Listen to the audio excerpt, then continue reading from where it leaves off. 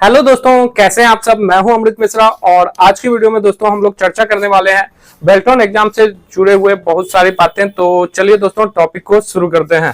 सबसे पहला क्वेश्चन ही हमारा ये है कि जो आपके टॉप क्वेश्चन में आते हैं और लगातार मैं कमेंट में देखते रहता हूं, तो सबसे ज्यादा जो स्टूडेंट क्वेश्चन पूछते रहते हैं कि सर बताइए एग्जाम कब है, तो परीक्षा कब होने वाली है, इस पे सबसे ज्यादा आते हैं। दूसरा, डॉक्यूमेंट से रिलेटेड भी बहुत सारे कमेंट आते हैं, तो इसमें डॉक्यूमेंट से रिलेटेड भी जवाब दिए जाएंगे आपको।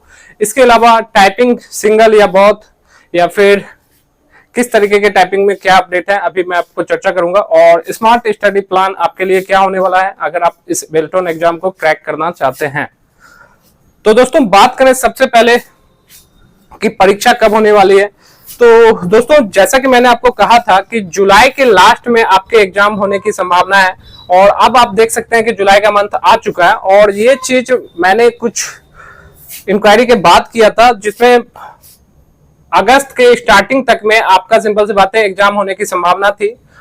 लेकिन अभी फिलहाल जो सिचुएशन है उसे देखते हुए अभी ये कहना तय नहीं है कि अगस्त के स्टार्टिंग फर्स्ट या 2 वीक में आपका ये एग्जाम हो पाएगा। हो सकता है इस एग्जाम को पोस्टपोन करके सितंबर या अक्टूबर तक का टाइम लिया जाए।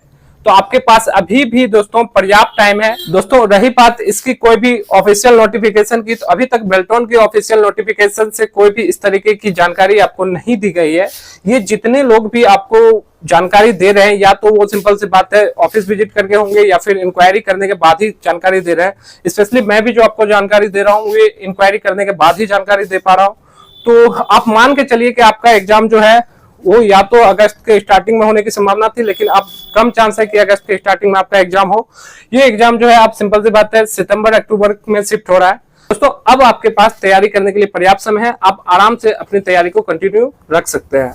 इसके अलावा दोस्तों बात करें डॉक्यूमेंट एरर से रिलेटेड, बहुत सारे स्टूडेंट के क्वेश्चन आते हैं कि सर जिस समय फॉर्म ऑनलाइन हो रहा था उस समय मैंने मैट्रिक की मार्कशीट की जगह पे सर्टिफिकेट लगा दिया, या सर्टिफिकेट नहीं होने की जगह पे मैंने प्रोविजनल लगा दिया। तो इस तरीके के बहुत सारे डॉक्यूमेंट होंगे और आपने अपना ही डॉक्यूमेंट कोई गलत अपलोड कर दिया होगा, तो उसका क्या होने वाला है, क्या उसके लिए अलग से कोई डेट वगैरह दिए जाएंगे आपको। तो दोस्तों इसके लिए आप निश्चिंत रहें, जैसे ही आपका एग्जाम होगा, इससे आपके एग्जाम पे तो पहली बात कोई फर्क पड़ने वाला नहीं है।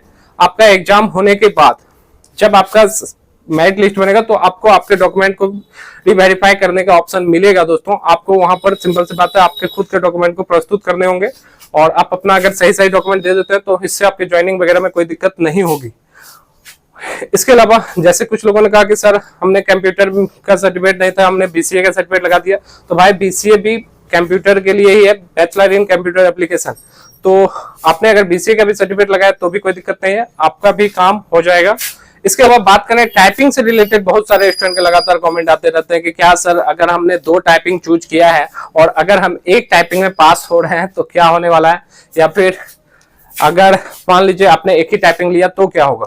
तो सबसे पहले मैं उनके जवाब को दे देता हूं कि अगर आपने टाइपिंग दोनों सिलेक्ट कर रखा था, हिंदी और इंग्लिश दोनों, तो सिंपल सी बात है कुछ लोग कहते हैं कि सर अगर हम एक में ही पास कर पाए तो कोई बात नहीं बाबू, अगर आप एक में भी पास कर पाते हैं तो आपकी मेरिट बनेगी, बस मेरिट हल्का नीचे बनेगा। नीचे का मतलब आप थोड़ा, अगर आपने दोनों टाइपिंग क्वालिफाई कर लिया किसी भी तरीके से, तब तो आपका मेरिट में थोड़ा ऊपर नाम आएगा। और हल्का नीचे का मतलब यही है कि जिस स्थान पे आपको आना चाहिए उस स्थान से हल्का नीचे में आएगा। तो पहले तो ऊपर वाले का ही सिलेक्शन होगा, उसके बाद आपका सिलेक्शन होगा।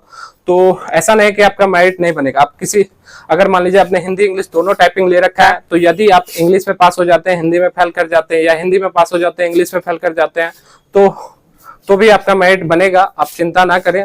दोस्तों आपको ध्यान रखना है कि हिंदी को यहाँ पे वरीयता दिया गया है, तो आप अगर सिंगल टाइपिंग में ही पास करना चाहते हैं तो आप हिंदी टाइपिंग पे थोड़ा फोकस कर लीजिए, ये आपके लिए ज्यादा बेनिफिट करेगा।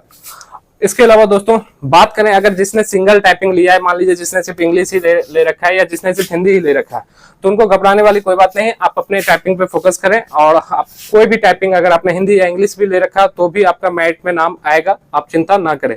इसके अलावा दोस्तों बात करें स्मार्ट स्टडी प्लान की, तो स्मार्ट स्टडी प्लान मेरी इच्छा है भी नहीं कि मैं आपसे चर्चा करूं, क्योंकि मैंने बहुत बार आपको समझाया लेकिन आप लोग सेम फॉल्ट बार बार रिपीट करते हैं। मैंने आपको बताया था कि आपको तैयारी कैसे करना है। सबसे पहले तो मैंने कहा था कि जो इसके ऑफिशियल 10 पीडीएफ दिए गए हैं आपको ऑफिशियल साइट पे, उनको जाके पढ़ लीजिए, लेकिन आप लोग उसे पढ़ने के अलावा इधर उधर के पीडीएफ के चक्कर में हर समय पड़े रहते हैं। जिसका नतीजा होगा कि हो सकता है आपका सिलेक्शन ही ना हो। तो अगर आप चाहते हैं कि आपका सिलेक्शन हो तो सबसे पहले बेल्टॉन के जो 10 ऑफिशियल पीडीएफ है उसको पढ़िए। नहीं पढ़ सकते तो मैंने ऑलरेडी वीडियो डाले हैं, उस वीडियो को जाके आप देख सकते हैं। और मैंने ये भी बता दिया था कि किस पर्सन से यानी कि किस पार्ट से कितने मार्क्स के क्वेश्चन आएंगे, जैसे फंडामेंटल से कितने मार्क्स के आएंगे, एमएस एक्सेल से कितने मार्क्स के क्वेश्चन आएंगे, एमएस वर्ड से कितने मार्क्स के क्वेश्चन आएंगे। तो जिससे ज्यादा मार्क्स के क्वेश्चन आएंगे उसको आपको याद रखना है। और तैयारी करने के लिए मैंने ये भी बता दिया था कि 2-3 पैटर्न टाइप के क्वेश्चन आपको एग्जाम में बार बार रिपीट किए जाते हैं। जैसे कि मैंने आपको बताया था कि किस टैब में कौन सा ऑप्शन आता है। अगर आप इतना भी याद करके जाते हैं तो एग्जाम में 8-10 नंबर तो आपको ऐसे भी आ जाएंगे। तो मैंने ऑलरेडी एमएस वर्ड का तो डाल दिया है कि किस टाइम में कौन से ऑप्शन आते हैं। एमएस एक्सेल का भी मैं 1-2 दिन में डाल ही दूंगा और वो पीडीएफ सारे आपको टेलीग्राम ग्रुप में मिल जाया करेंगे। इसके अलावा दोस्तों बात करें, अभी एग्जाम में काफी टाइम है और जैसा कि मैंने बोला था, मुझे याद है कि मैं आपको 2000 क्वेश्चन जो है अपने तरफ से प्रैक्टिस करवाऊंगा। जब आपके एग्जाम की नोटिफिकेशन आ जाएगी तो आपको वेट करना है। फिलहाल के लिए मैंने आपको प्रैक्टिस के लिए 3000 वाले क्वेश्चन का पीडीएफ दिया है, तो आप उससे प्रैक्टिस करें।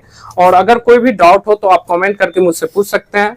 इस वीडियो में दोस्तों बस इतना ही। मिलते हैं अपने नेक्स्ट वीडियो में, तब तक के लिए जय हिंद।